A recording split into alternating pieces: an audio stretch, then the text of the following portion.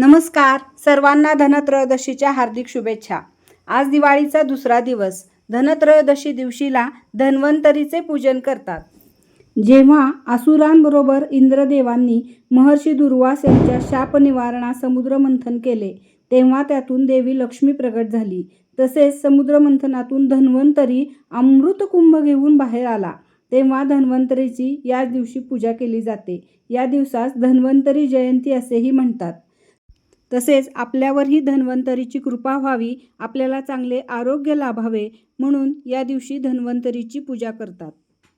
त्याचबरोबर गणपती, लक्ष्मी, कुबेर, इतर देवता आणि धन्वंतरी अशा 5 प्रतिकात्मक सुपारी मांडून त्याची पंचोपचार पूजा करतात.